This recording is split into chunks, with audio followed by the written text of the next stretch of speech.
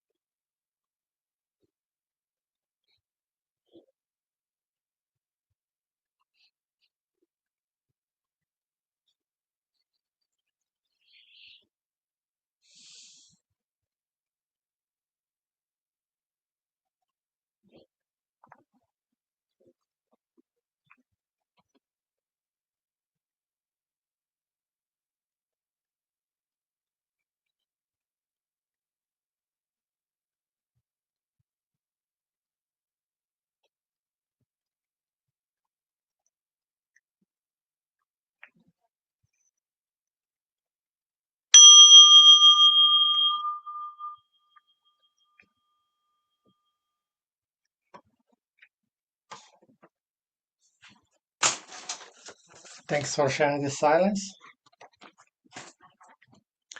I am at home, so sometimes maybe you listen some noises, but it's normal. It's part of life.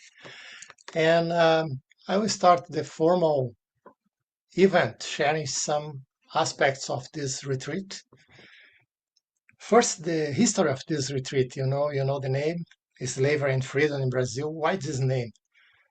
Actually, this is the main point about, in my experience, Zen Peacemakers, is the first tenet, not knowing. My first plan was to promote a retreat with native people in Brazil, with Xavante people in the center of Brazil. Then we were organizing this for almost 3 years with a friend of mine there. And then we have the pandemics. And native people, you need time to build trust. And then after the pandemics, we have no conditions to restart the connection. It's 15 villages of Xavante people in Mato Grosso, the center of Brazil. Then, by chance, this not knowing, myself and my wife, went to a retreat, to promote a retreat in a Dharma center from our good friend, Lama Padma Santen, from the Bodhisattva Center for Buddhist Studies in the northeast of Bahia, Brazil, Bahia. And there, the coordinator, Ana Rica, a good friend, invited us to go to a place, a community of descendants of enslaved people. And this started a process. So it's a failure that gave birth to this retreat. It's not my wish, but what is my importance in this? The Dharma, the God, as you want to say, have his plans. And then started the motivation. First, I'm a Brazilian, so my background is really strongly linked with my country. And in this sense, I remember my first Auschwitz-Birkenau retreat in 2010. In one moment, I had the opportunity to share one insight. Auschwitz-Birkenau, like many places, are places of remembrance of a tragedy, of going against someone that is different from ourselves. So it's fear from the differences. And at some point in my first Auschwitz-Birkenau retreat, I remember that I realized that I'm not pure, absolutely impure. As a Brazilian, I have blood from so many roots, and it was a relief. I can be brother from anyone. I can be part of any community because I have so many streams in my blood. And then linking with Brazilian history, in northeast of Brazil, in Bahia, for instance, you have more than 70% of the population descendant from African people. But in our normal culture, these have no recognition or even respect. And then started the process. I must remember that I'm ordained as a Soto Zen monk, so I have also this connection with Japan. But I would say I have so many good teachers, open-minded teachers. My first Zen teacher, Moriyama Roshi, he went to Brazil, and he always told us, if you want to have a real Buddhism in Brazil, you must build a new Buddhism, because it's impossible to import Buddhism from Japan. It's another culture, it's another reality. So we must keep the roots, the seeds, but nourish the new plant. So then this also gave me this serenity to go ahead, honoring the tradition, but renewing the tradition. And finally, Zen Peacemakers. First time that I had contact with Zen Peacemaker was in 2000 in the World Social Forum in my original city in south of Brazil, Porto Alegre, when Eve Mark went there.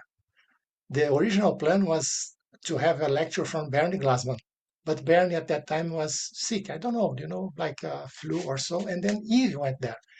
And Eve led a lecture at the World Social Forum with two other women. Shingetsu Koen Roshi, my transmission teacher, and Angelica Zuiten, the assistant of Maria Maroshi. So then we have from the original format, 3 men, we have a lecture from 3 women. In an event that time, 130,000 people gathered in Porto Alegre to look for another world is possible. And one of the axes was peace. Then it was the first time that I received this imprint through a friend, Ovidio, a psychiatrist that was my teacher, about lineage from Zen tradition, linked with a former Zen monk that have like a mainly footprint, social engaged spirituality. And I said, oh, this is really good. And then I start to build a relationship. First, just videos and books. Then by familiar reasons, we transfer our residence to Switzerland in 2008. Then in 2010, 2 years after, I had the opportunity to do my first street retreat with Garo Roshi and my first Auschwitz-Birkenau retreat in Poland. And then a new range of possibilities opened to my mind. And as my nature is like so, I like to give back. And then I start to engage myself with Zen Peacemakers. First, doing a very simple tasks. And then little by little, now I'm really trying to serve as best as I can to the community. So I'm sharing this to express gratitude. Without our teachers, we don't have a spiritual practice. This is very important to remember. It's through the generosity and compassion of our teachers that we are here. We received the message not by words, but through the life of these persons. It's like decades of practice. And I'm seeing here my good friend, Grand Couch, Jeff O'Keefe, many years of dedication just to make possible that we meet here and can learn, from the experiences, not by words. So together with Bernie Glassman, I must say that, this retreat was possible also because Eve Mark went to Brazil, joined me to do the path. And we passed all the places together looking for what was possible. And then Eve gave me feedback in order to make it possible. In the same way, my dearest teachers, Barbara and Roland Wegmiller, wonderful teachers about daily life Dharma. How can you practice in our family, workplace, city, community, right now, right here? It's important to say this is a very important aspect of the conception and realization of the retreat. And last but not least, Garo Roshi, my teacher in street retreats, maybe one of the most deep experience that I have had in my life, how to give up of my identities, going to streets of a big city, just with the clothes and one document, and trust that life will give me the opportunity to learn what I need. It's a very difficult question, what I really need. And I realized that I need really just few things to be happy. Maybe the most important, to have good friends. So also my gratitude to the team that make this retreat possible from the first edition. First, my wife, Margie, Diane, then in Salvador, Gilberto Taizani, Karina Kogetsu. From the first step, they were 110% available. Marcelo and Sandra, they are here, professors and first friends and professors from the Federal University in Bahia. Ana Verena, that also was a very important part. And the team of the Interbeing is analyzed this year also from the cohort. But the first retreat, Ana was not there. And also the team for Intersomos, so the network team, Carol Frank is here. It's a team, it's an enterprise that's part of the community of Lama Santen, and they do all the very, very tiring part of making this possible in the network, the worldwide network. Now you have also Taina, you have many, Natalie, many other people that are coming. So, and about the support, it's very important. Truly, we have the most important support is from the Tibetan community, from our friend Lama Padma Sante. Lama Sante is a phenomenal person. He led like 40 Dharma centers in Brazil. He's a former professor of the university also from physics and philosophy. And Lama Sante always just open the doors, do what you need. So the main, how to say, place for the retreat in Bahia is the SEB, the center in the countryside, Recôncavo in Bahia. So there is our main place to stay, and from there we go to the main communities. In SEB Recôncavo, Enrico, I said the name already, is a person that the last 30 years was giving his time and energy to the Dharma. And this is the support that we have. So the retreat itself. At first, we tried to follow the guidelines of a Zen Peacemaker retreat. So what's the basics? So the 3 tenets. So not knowing, we don't know exactly what will come. But we go with this disposition of learning, open heart, but with trust, and this openness is to learn. So it's not, I like to say, not knowing, we must study a lot to practice not knowing in order to have the resources, but also to give up what is not necessary at that point. And then to be humble, because a retreat like this one, in my experiences, mostly is an experience of being humble. We'll go there, as Bernie always said, we are not going to the streets of a place like this one to offer, our knowledge or resources. No, we are going there to listen, to learn, and to offer ourselves. And in order to do this, we must be humble, really humble. I don't know. And this, I think that you will realize as I will share with you some documentation. And this listen, we will listen with our whole being. So in Brazil, we will go to the communities to stay there. We will be with the people, we will eat the food, we will walk in the same trails, staying in their homes, in their communities. And for people that never went to a place like this, sometimes it's shocking, to see children in the streets, to see elders with no conditions to live. And then what we can offer? First, our presence, and respect for these human beings that maybe never before had this kind of attention. And this is not pretending, we are there to learn. So finally, not knowing. My original idea was that in a retreat like this in Brazil, we will have lots of information gathered. No, we have lots of new relationships. We have so many new friends and so many new places to go and so many invitations. We have 2 editions. In the first, we just tried some possibilities. In the second, we will have already the interfaith dimension and also a much more alive experience into the communities. So the criteria, the last note that I have here, first, the guidelines from Zen Peacemaker retreats.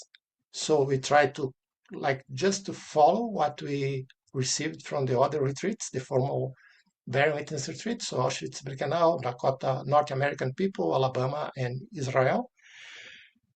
We try to always to nourish the sense of community. So we have our schedule, normal schedule in our retreat, meditation, we have the activities, we have counsel every day. And in my case, because this is very important for my well-being, because I'm working the last almost 20 years with new economics, we try to really follow the criteria of coherence. So we will say what we do. And this will be really, really true about economics. So the financial aspects of the retreat are totally transparent. At the end of the retreat, we share with the participants a spreadsheet with all the numbers. Until now, we are, as always, we are relying on the generosity of people, because from Switzerland to Brazil is a long journey, and myself and my wife and our dog, we must pay our tickets. And there we trust in the generosity of people welcoming us in their homes, in their places, and in their hearts. So this is the the external aspects. And if you don't mind, I just want to share some visual information. And then, in my opinion, what's the most important is to open a space for question and answers and for like some testimonials. I would like to listen at some point Rafael, Sandra, Marcelo, Tainá, and Ana Lucia, and Carol, because they had already the opportunity to take part in the retreat. So maybe 2 minutes, Swiss minutes, is really 2 minutes to share about your experience. Now I see my friend Marcus Heil here. Marcus is my friend. We share the house here in Switzerland. Marcus is a good example. He's a Catholic diacon that is a Zen peacemaker for many years. And we share a house, it's like almost impossible. People from different religions, different nationalities living in the same house. No, it's possible. 5 years together already. So let's see some visual documentation, and then we can open a space for sharing. Okay, let's see. Here. First, some, where is, always difficult with this technology. Here. Share. That's it. Here.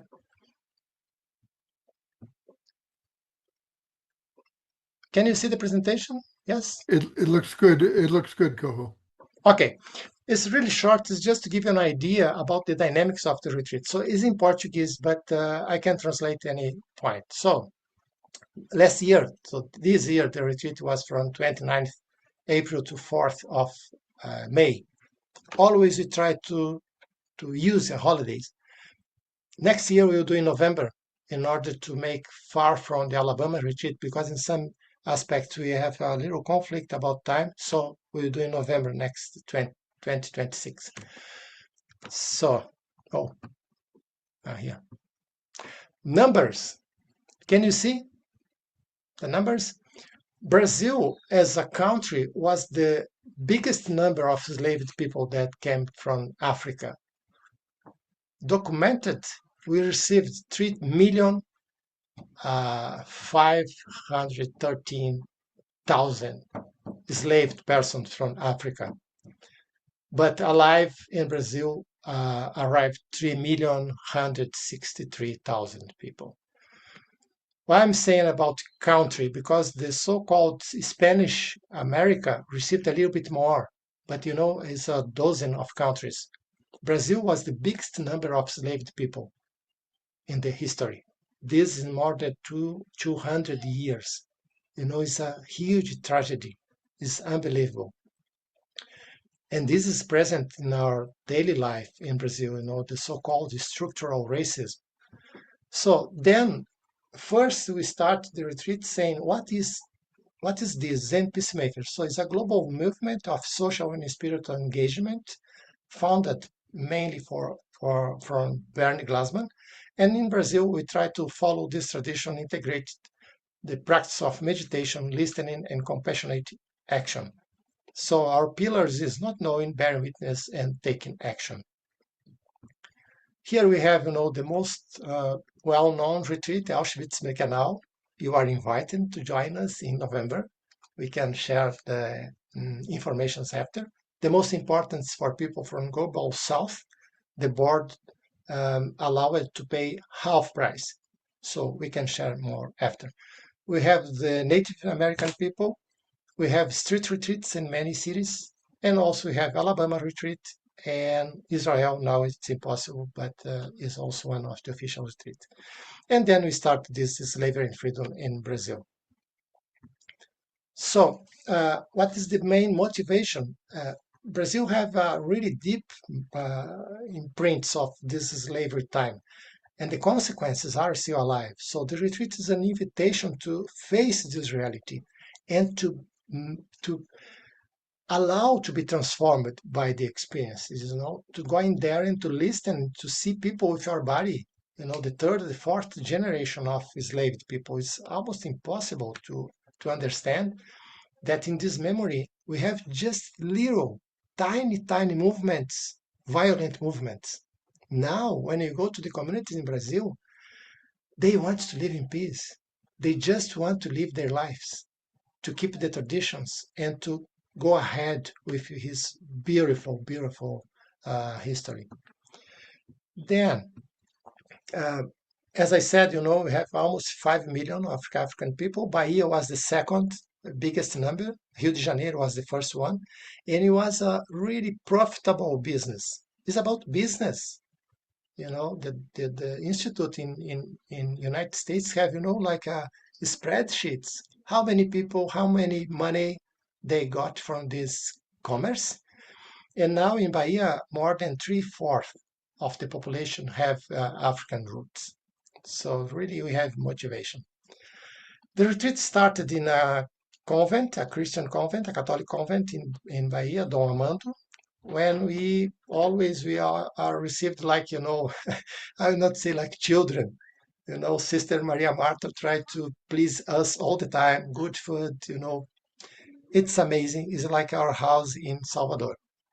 And there we have time also to exchange time with the community and with the priest. Then the second formal movement is to go to a community, is one of the big slums in Salvador. And there is a school that's also recognized internationally, Luisa Main. When Eve Mark went there, Eve told me, the 5 Buddha energies are here. In our model, it's important to cultivate 5 areas of human experience in order to have a happy life. And you can see, probably the picture is not so clear, but it's a very, very, very poor community. But for instance, they have a school for almost 300 children. They have a specific economic system. They have an interface space, a system of relationships in a very difficult area in Salvador, criminality, drugs, and this sense of welcoming. They don't ask you nothing, just try to give you the best that they can. And it's the first place that you go to start looking for the solutions coming from a very, very challenging place. In my heart is like, wow, it's a wind of hope to go to Lisa Main, to the community of Uruguay. So then the second day or the second time, we go to the historical place of Salvador, where we have the place where the enslaved people were sold. And also we start the relationship with a specific church there. The Church of Our Lady of Rosario of Black people is like a fraternity that Black people built a church, because at that time, Black people can't go to a church for white people. They are not allowed. They must stay outside. And then as far they achieve liberation, let's say, freedom, they start to raise money and to work together to build a church. And this last year, we became friends from the priest, Priest Lazaro, that probably will be one of our lecturers next year. So relationships again. Then in Salvador, next day, this year, we have the opportunity to go to this Black Women Institute.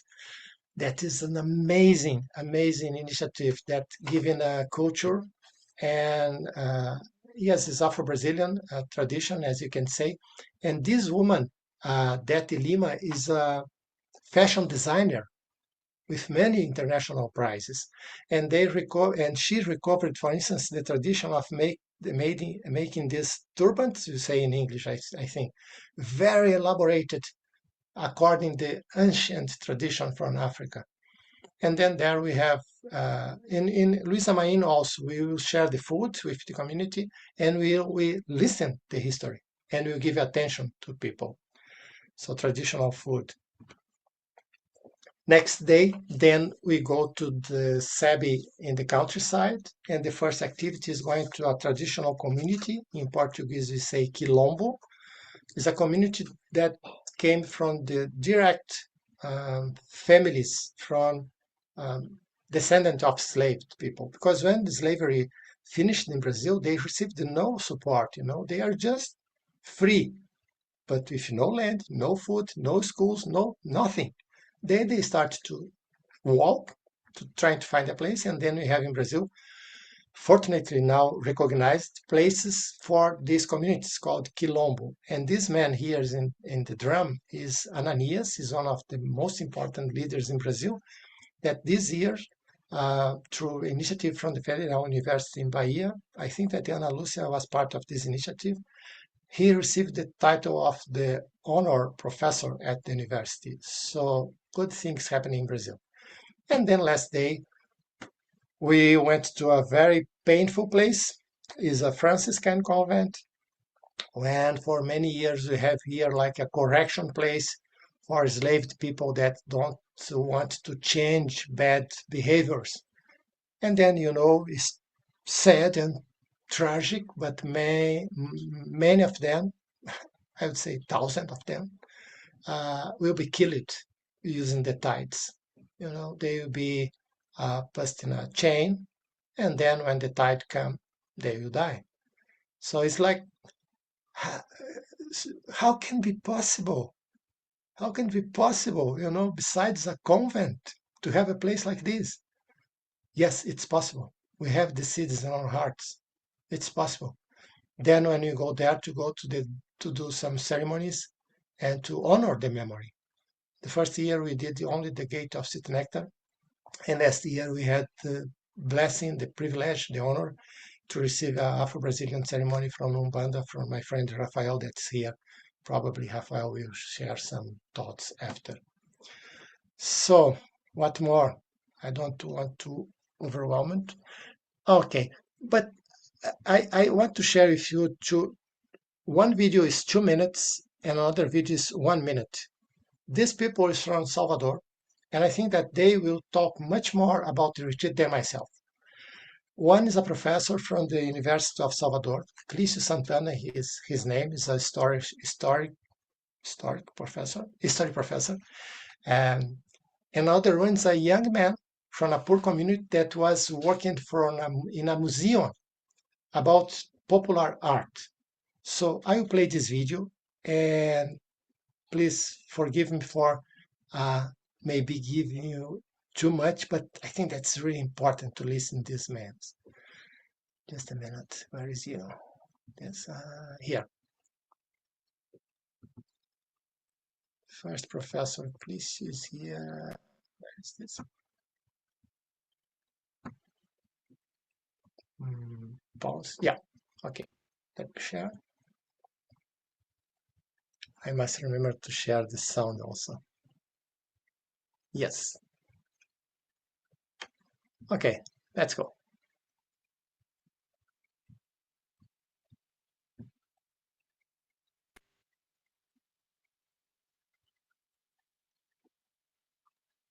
It's not going yet, Koho, I don't think. No? Okay, just a moment.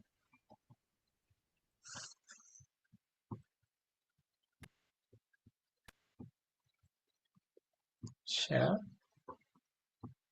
Yeah. Share sound. Now, here you go. Good. Now it's okay, Jeff? Now it's good, Koho. Okay, let's go. Just thumbs up if you can listen to the sound.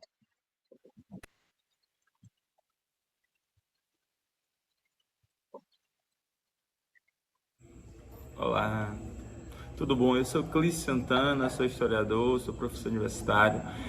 Estou passando aqui primeiro para agradecer e convidar todos e todas a participar desse retiro Escravidão e Liberdade no Brasil. Hoje, nesse momento aqui na Bahia, na cidade de Salvador, onde tem uma tradição afro-brasileira muito forte, muito presente em todos os cantos, lugares.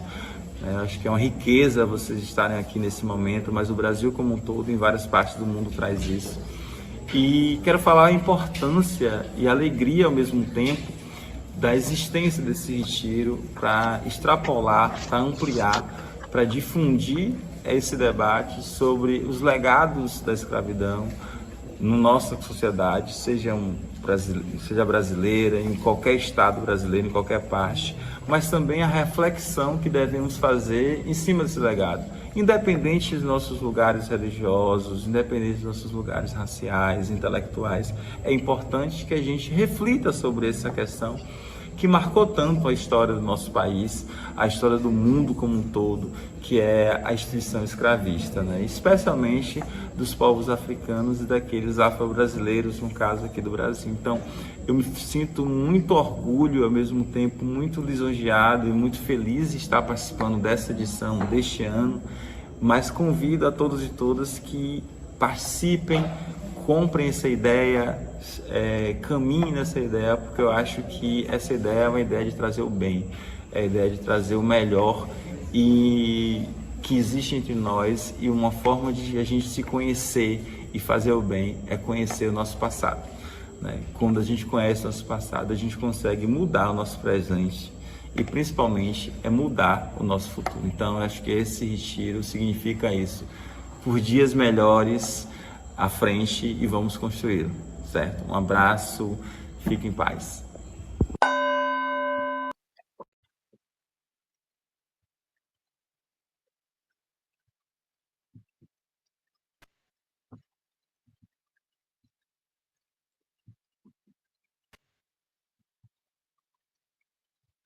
Okay, now I share the second one is a young man that lives in a slum in Salvador.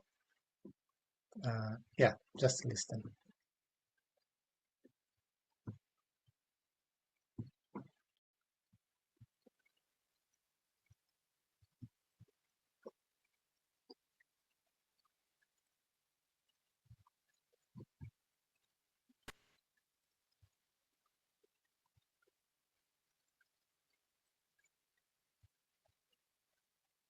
Falar do acervo da laje, né, falar dessa mistura do que vem da arte da periferia para mim, né, a arte ela na verdade não traz algo linear, mas ela abre uma encruzilhada de interpretação, né? Então ela vai linkar muitas das vezes com aquilo que a gente sente do que é arte para nós, né? Então ela faz com que a gente observe aquela obra, né, e faça aquela interligação com a minha realidade, com aquilo que eu vivo, daquilo que eu observo e que é aquilo que me toca. Então, para mim, né, acompanhar o acervo da laje é me sentir presente, porque eu também sou morador do subúrbio ferroviário, né, e é me conectar com minha ancestralidade através da tinta, através dos artefatos, através até da natureza, porque aqui a gente tem um conceito que até mesmo a natureza produz arte, né, na mudança de cor, na mudança do estilo daquele material que estava com tanto contato com a natureza, né? Então a gente traz esse conceito também. Então, para mim, a arte é essa expressão, é algo vivo, não é algo parado, mas algo que está ali fluindo constantemente com sua história.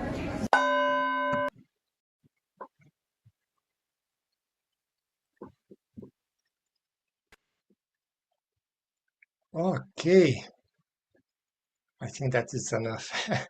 So many information, but I really want to share these words because, every time that I can list these people, it's like, okay, makes sense. So if you don't mind, I'll see here the first face that I can see is Rafael Casale Ribeiro, my friend. Can you give us just a little sharing, like 1 or 2 minutes, and then you can follow the Brazilian people that took part in the retreat? What do you feel? Feel free. Go ahead.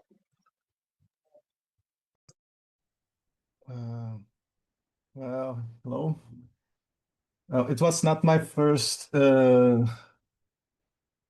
Peacemaker Van Witten's retreat. I was in street plunges with Koho several years ago. And for me, it was it had a kind of similar flavor to what I had in the street retreat. The first One of the first notions I had about this plunges was that we were like plunging in a different scenario, and a scenario different from our daily lives. So it may seem that we are going to find otherness. And what I felt, what I saw was the manifestation of one body.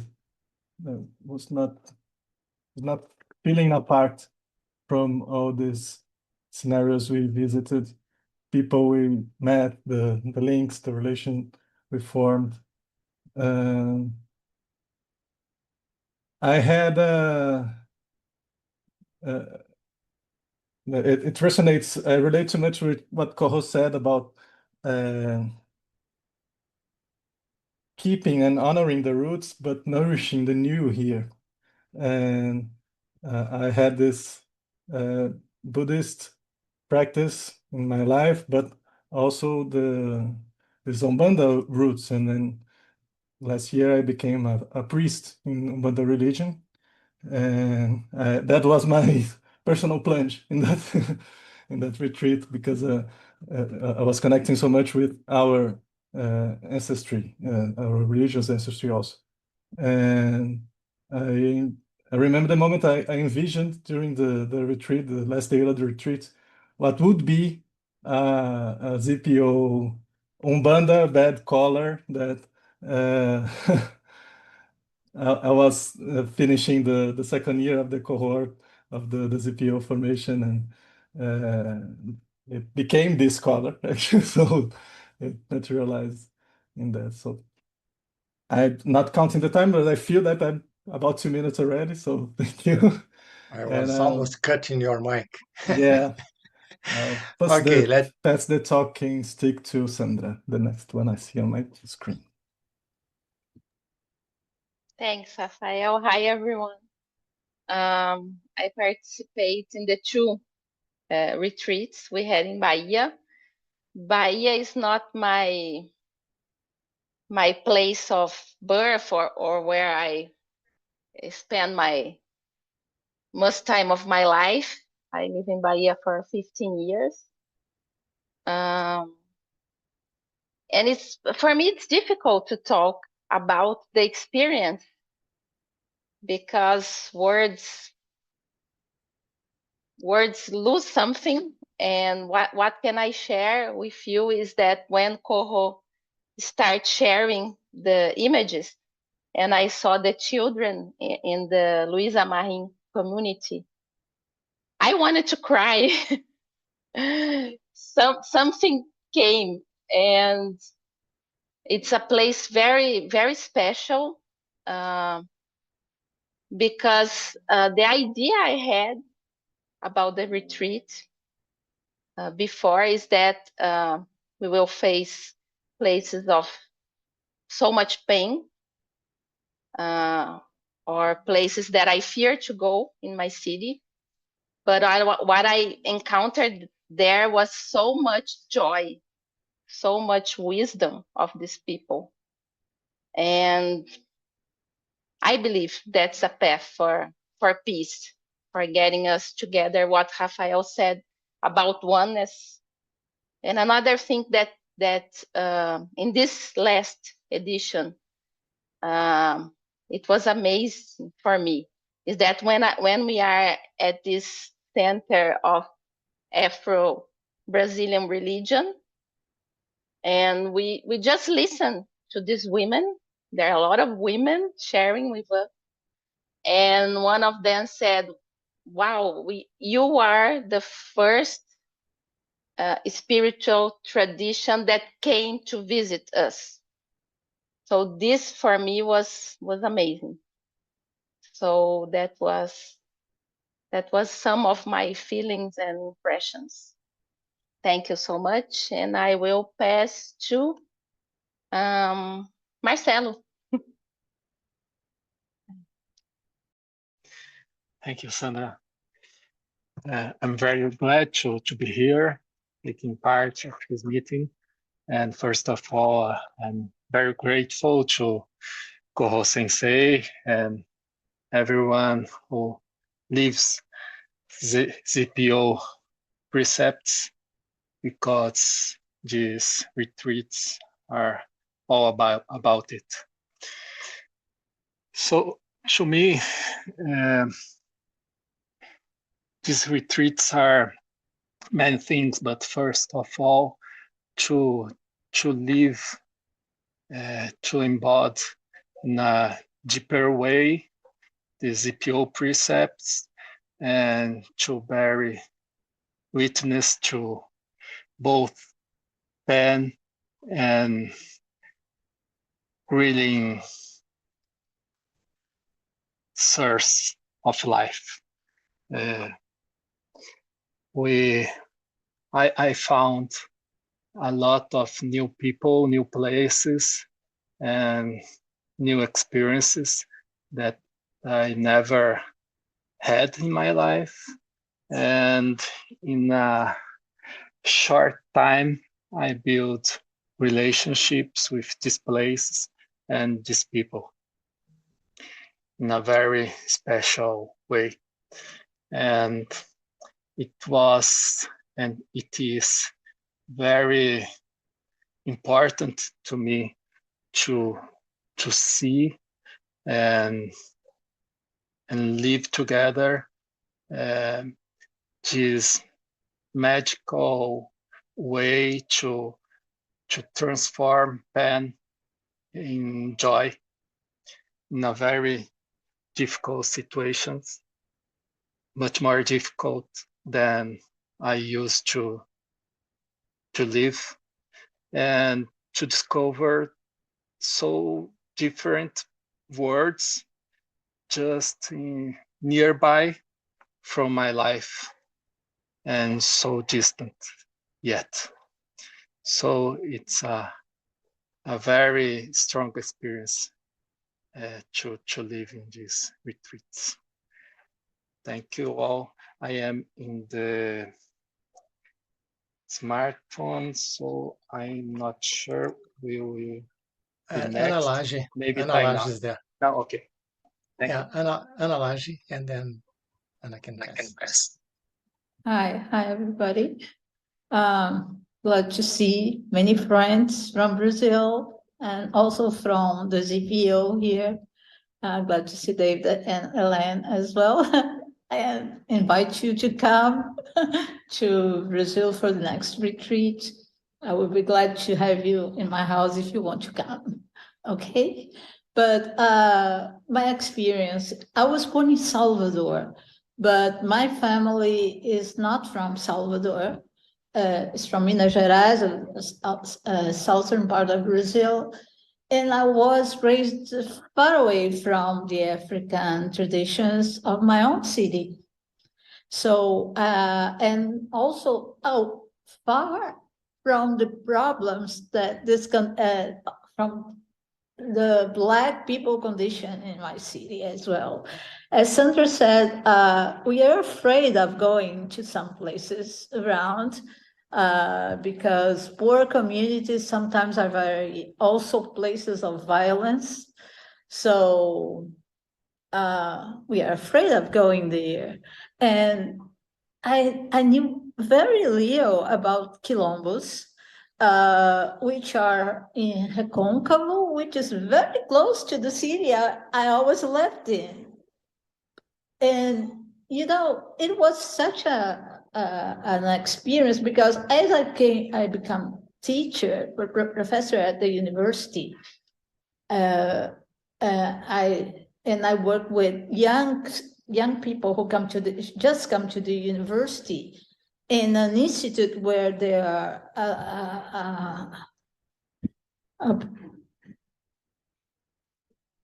an incentive to, how I would say that, to inclusion. So I have many poor and Black students, and we were discussing contemporary questions, but I didn't know much about their way of living, and I was learning a lot as they shared their conditions. But at the time, the university decided to recognize masters of popular knowledge, as Anania has come to be this year, and I started working with them since last year. It was so syncretic for me, working with popular masters And at the same time, taking the ZPO, it was such an experience because I recognized a lot of knowledge that they have, and going to their places, being with them in their places was so rich. And at last, I know the way those people live very close to me, and I want to embrace their fight, to embrace their demands of social environmental justice, of having a place, not a dignity for life.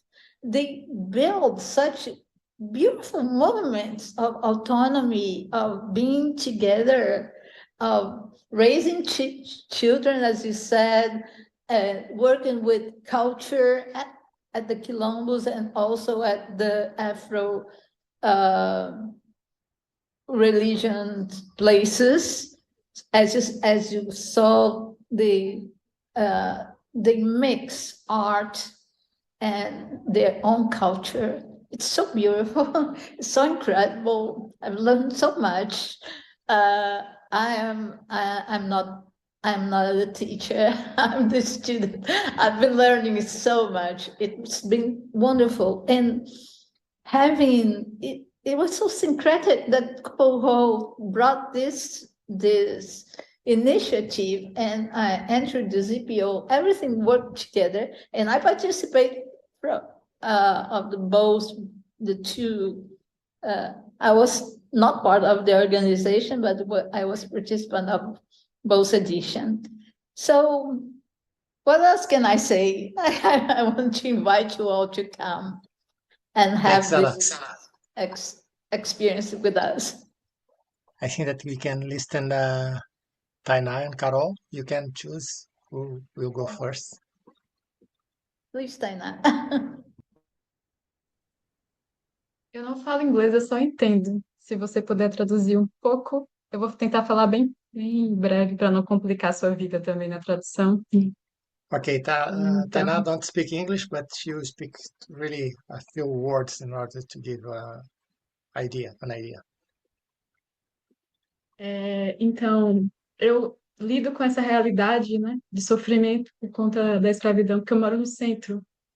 E às vezes eu não sentia forças para olhar para isso, para testemunhar. Muitas vezes eu me recuso a ver, né? E dentro do retiro, I deal with this reality every day because I live in the downtown of Salvador, and many times I have no strength to face this. And then in this retreat, e no retiro eu senti forças, né, junto com a comunidade, testemunhar um pouco essas histórias, assim, foi muito profundo compartilhar isso e testemunhar junto com outras pessoas.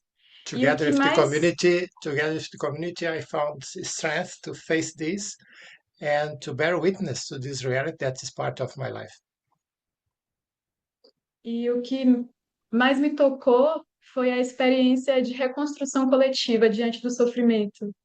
Como essas pessoas, mesmo diante, né, de tanta dor, elas conseguiram se reconstruir, tanto na Escola Luiza Marim, nos quilombos. What touched me deeply was the experience of rebuild the communities together, even in a most difficult situation that you can imagine, in the Luiza Marim schools and the other places. Então, fiquei nesse lugar, né, de, ao mesmo tempo, tem muito sofrimento, mas tem uma capacidade incrível de reconstrução coletiva. Isso foi uma das maiores belezas que eu vi nesse retiro, assim, né, mesmo diante. So one of the most beautiful things that I felt in this retreat is this capacity of a community to rebuild itself, facing difficult situations, using the resources. E como juntos a gente pode apoiar. Então, essa foi o que ficou para mim nessa experiência da segunda edição que eu participei. And what lasts to me is how can we support these initiatives of rebuilding communities that are facing big challenges. Obrigado, Tainá. Carol. Hello, everyone. I keep in my heart the same feeling and I would like to put something else in this sharing.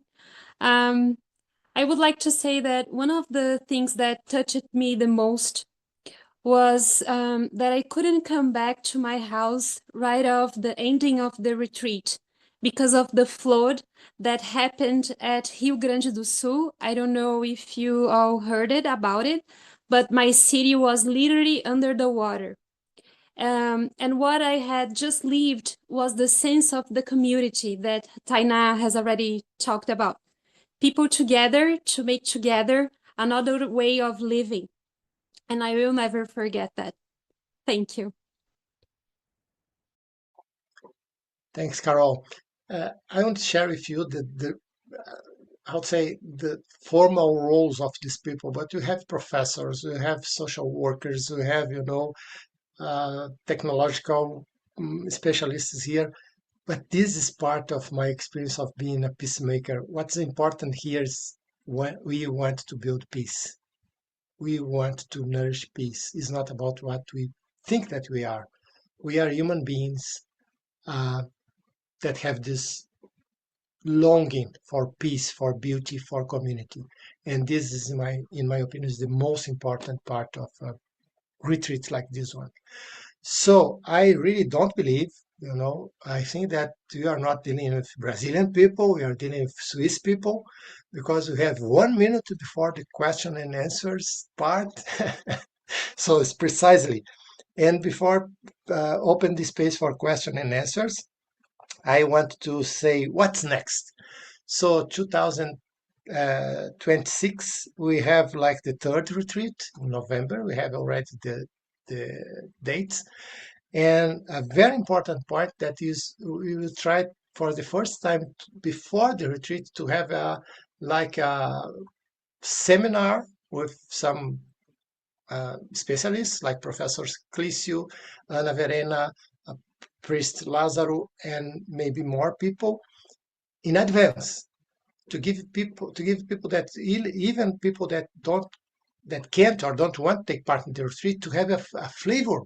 What is about? What these people want to come here, looking for this wound in the Brazilian culture. And the most important, what can we do? Being myself, in my work, in my place, in my city, in my community, what can I do? So this is I don't want to talk about dreams because, together is not about a dream. We will make it. And when we say we, this is a big teaching also about my practice. I don't know if I will be there. Doesn't matter. The idea is already alive. And then it will happen. So that's it.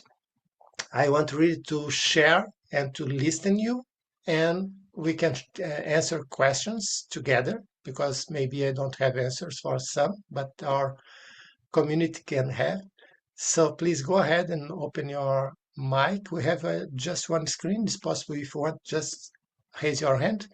And one more time, thanks for coming. Thanks for listening us. And Carol must go. Okay. Thanks, Carol, for coming. And thanks for all your support in the social networks and, visibility.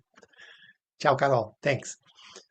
So, friends, feel free to open your mic and to make questions or to share your thoughts or feelings or opinions, as we like to say in Zen Peacemakers.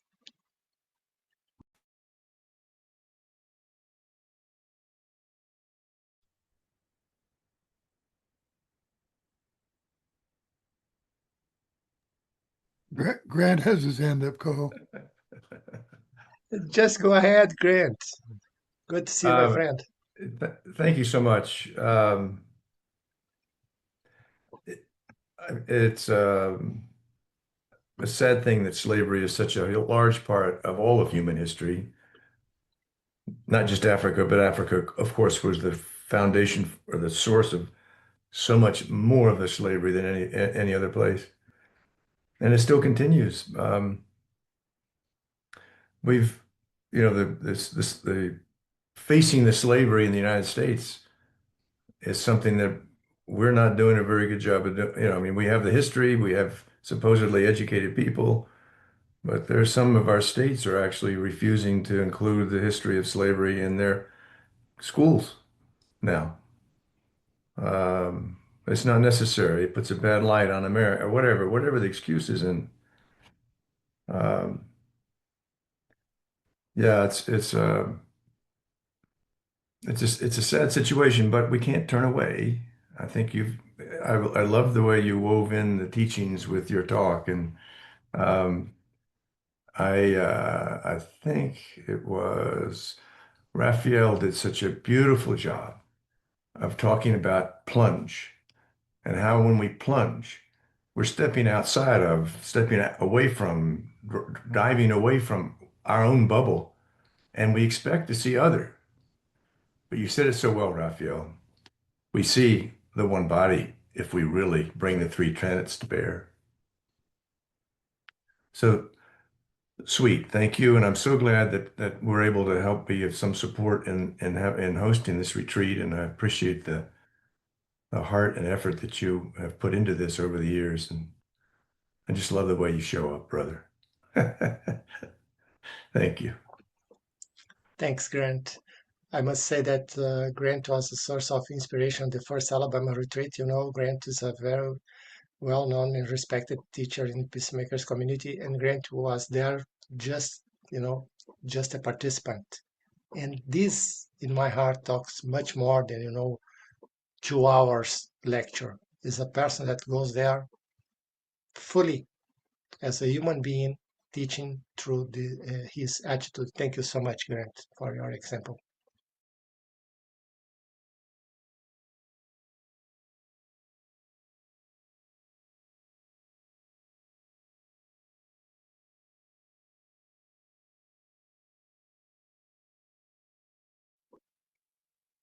Don't be shy. After my English accent, everything is okay.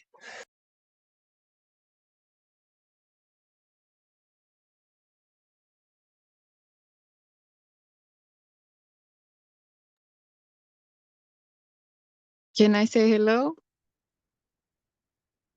Yeah, I'm very glad to be here with you after many, many years. I met you in Rio Grande do Sul, in Vila Zen, and I'm the Gaia protector also for long, long years in sustainability and well-being. I am Brazilian from Minas Gerais, but I was abroad long years. The last time now it was in Croatia. And I work for sustainability SDG, and last 10 years about inside of Tibetan medicine. So the Tibetan community very deeper, doing lots of things. And the Gaia I'm a facilitator for social part in Gaia network. So I'm really glad now back to Brazil. Helping my parents in the farm and this kind of things. When we have older parents, we have to do this kind of supports. But I was really glad to meet you again and see what are you doing, and I would like so much to engage. I was touched a lot by the testimonials, how we really have to turn back to the humanity, and we need to give this for our blood, our civilization, and we have obligation by the heart and actions and productive actions for these people who were suffering for séculos, unfortunately, by our ancestors also, and colonizers and Europeans. And I'm really glad to give for myself with you, with this beautiful community, for them back. Thank you very much. I will support in whatever you ask us for doing together. This is also my way of doing things. Thank you very much. Thanks, Celia. Let's keep in touch. Thank you so much. Thank you.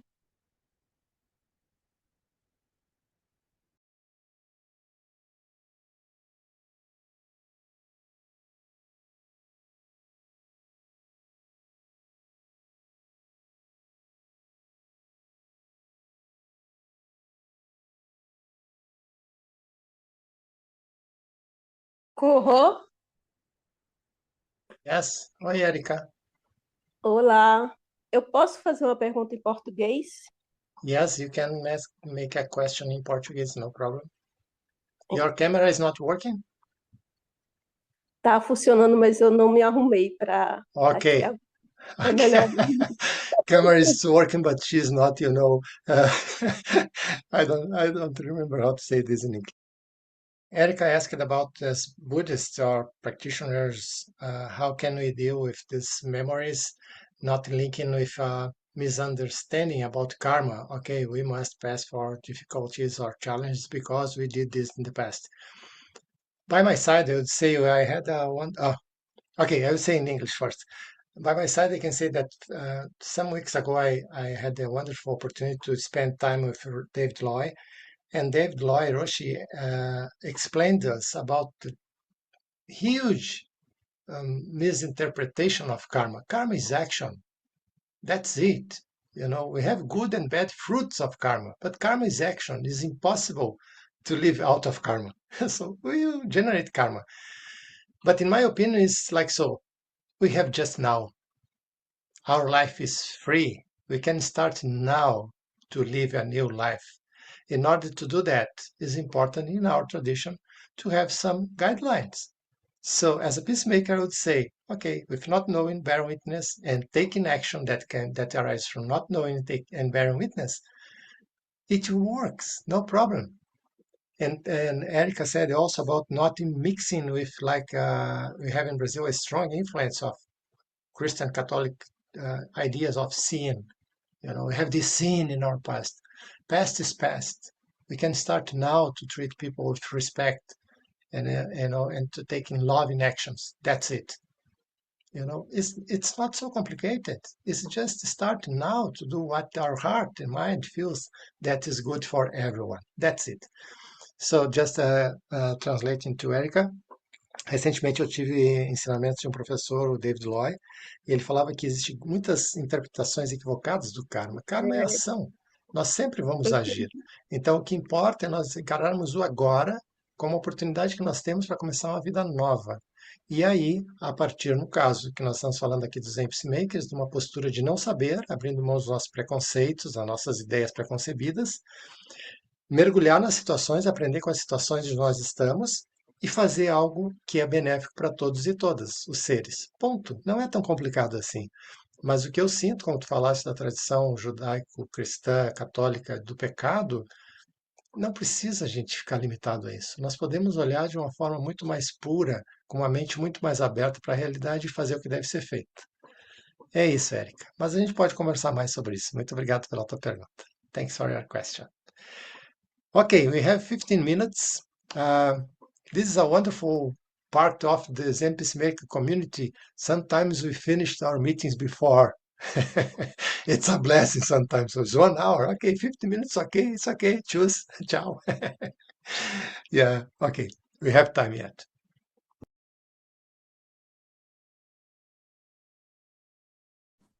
I just want to thank everybody. That was a beautiful testimony, and I hope I can come to Brazil. I've been wanting to come to Brazil for a long time. My husband speaks Portuguese because he had a Brazilian girlfriend. So all the reasons were gathered. And Peacemaker. Thank you, Koho. Thank you, Sandra. Thank you. Thanks, Helen. We hope that you can come. Rafaela? Hello, everyone. So my name is Rafaela. It's my first time in this group. So I am Brazilian. I'm based in Brazil, but I just want to share that I've been away for 12 years. I was in South Africa and Angola, and I came back to Brazil last year. And to my surprise, I experienced this deep sense of alienation and not belonging when I came back. And I think a critical element in this experience was my confrontation with let me put it this way, the cradle of my white privilege, which is like my hometown, and being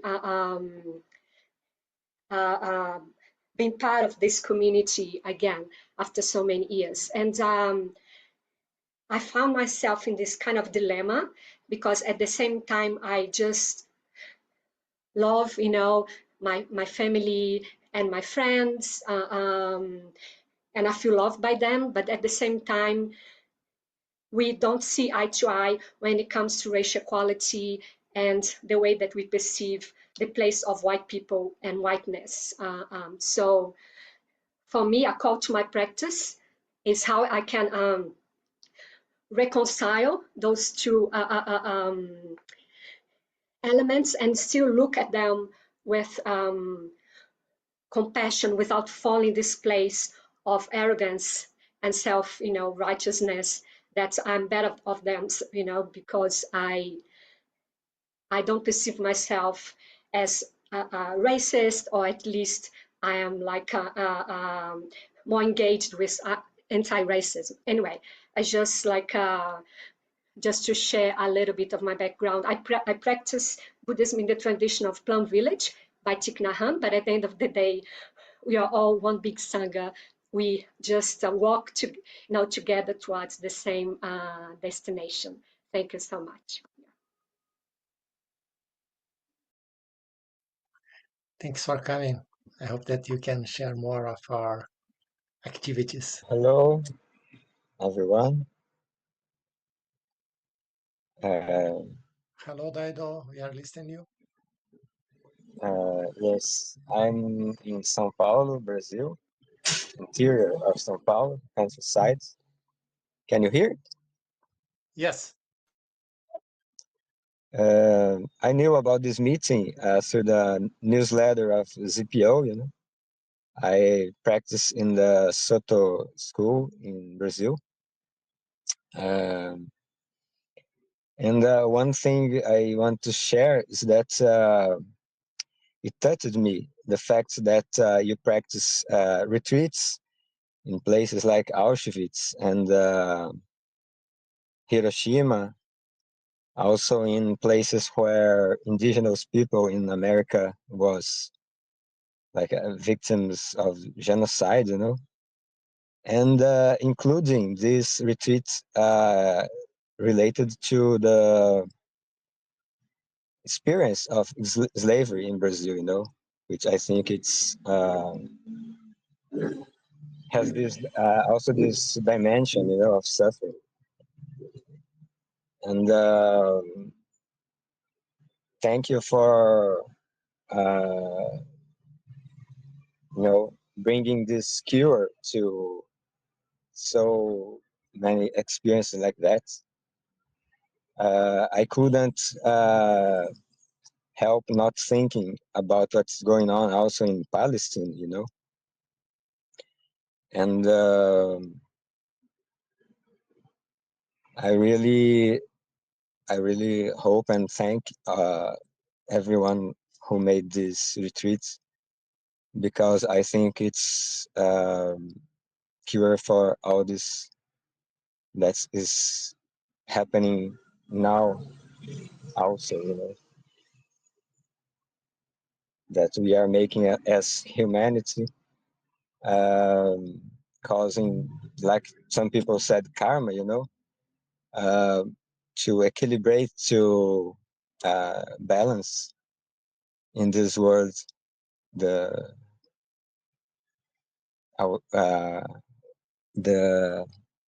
consequences of our actions. Thank you. Thanks for your words, Daido. And yes, I agree with you. I think that we are facing a very difficult time in our history.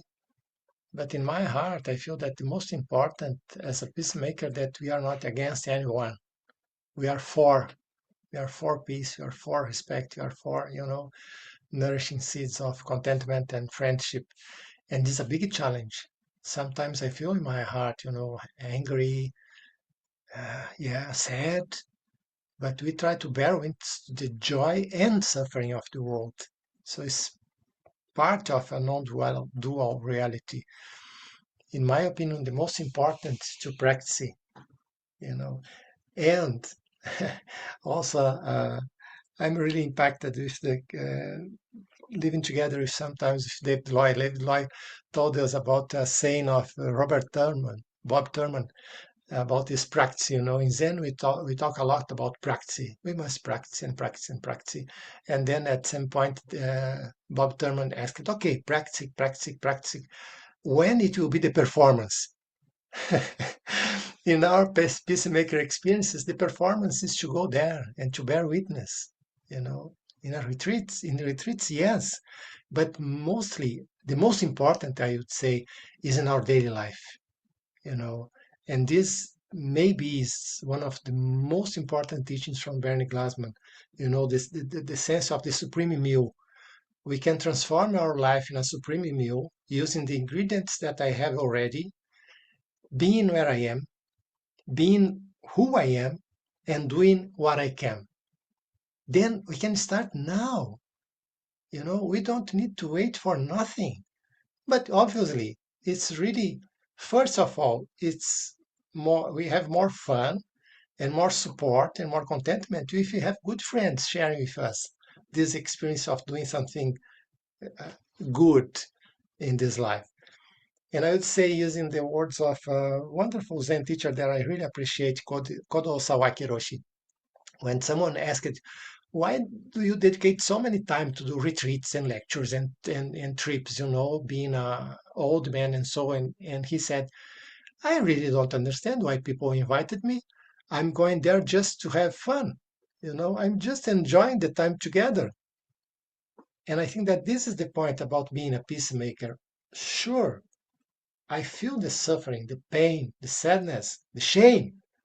But at the same time, I feel, as many people said here, the contentment, the joy, the self-realization about seeing that it's possible. Yes, it's possible. Not looking for results. The contentment comes from doing. It's about just doing. And then the results, we are nourishing the seeds. And sometimes, some places, they will flourish and will give fruits. And this also is, in my opinion, is a way to be humble. I will do what I can now, not looking for the results, because the contentment comes from just being available to serve. And this, in my opinion, is one source of meaning in my life. But this works for me, maybe not for you. Find your way. The most important to do is not to talk about. Just go there and be in touch with people and other beings. We are talking about people, but nowadays the biggest crisis is about nature. It's about taking care about our planet, about all living beings, all beings. Even the beings that we don't take as living beings, they are beings also. So this opening process, the process of opening my heart to the joy and the suffering of the world, this, in my opinion, is the core of being a peacemaker. And then we trust. In our case, we trust in a practice. And I want to give you a feedback. You have already 2 elements for being a peacemaker. We did some minutes of silence, of meditation, and we bear witness to the presence of other beings. Then if you are able or open to do the practice of counsel, and if you are open to do a social action, you are totally ready to be a Zen Peacemaker member. That's it. So, Jeff, prepare the forms. It's an invitation, but also it's a challenge to you. This is the point. We can be a peacemaker right now. Just go there and open your heart, listen the joy and the suffering, and do something about it. In order to do that, it's important to take care about yourself. This is the sense of every day to take some minutes of spiritual practice. Anyone that you want to do, but it's important to do regularly. Okay, I finished my talk. And good humor. I can tell you about also the sixth Buddha family, the order of disorder. Life is not so heavy. We can take it in a light way, good humor.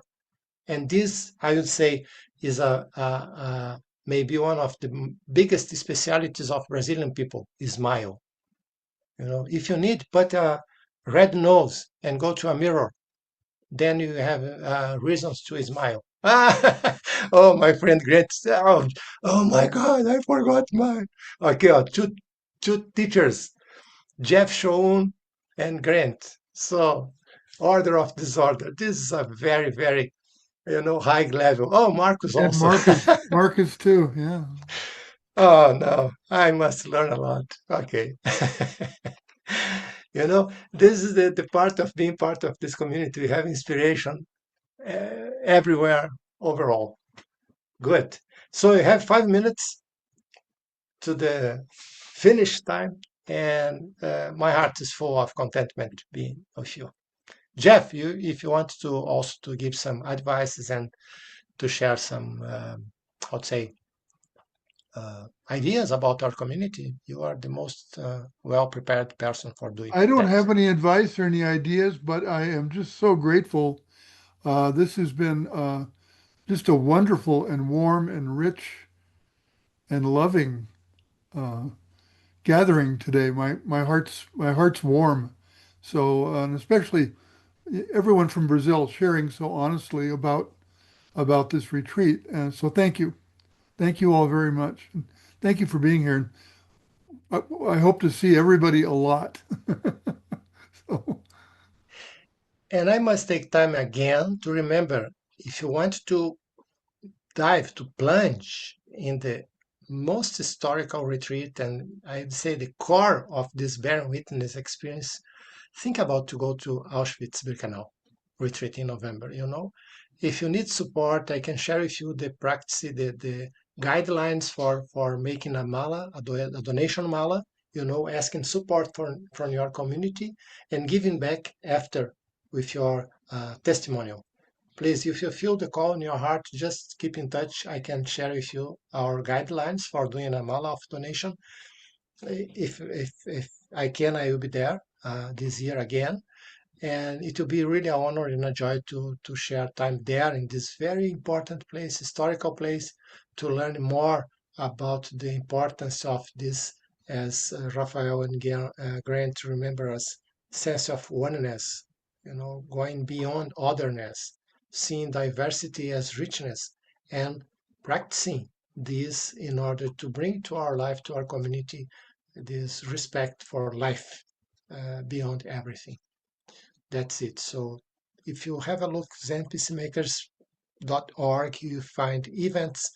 The most important is in our schedule every year is Auschwitz-Birkenau Bearing Witness Retreat. And please join the community, follow in Instagram, Substack, and also the newsletter, as Jeff said. It's not about to be informed.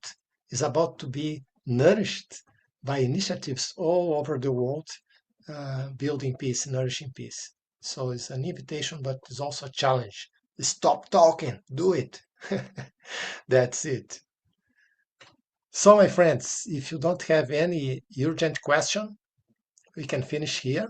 I give thanks to Jeff, our executive director, and Grant, my good friend and teacher, and all of you friends that we share time and practices together.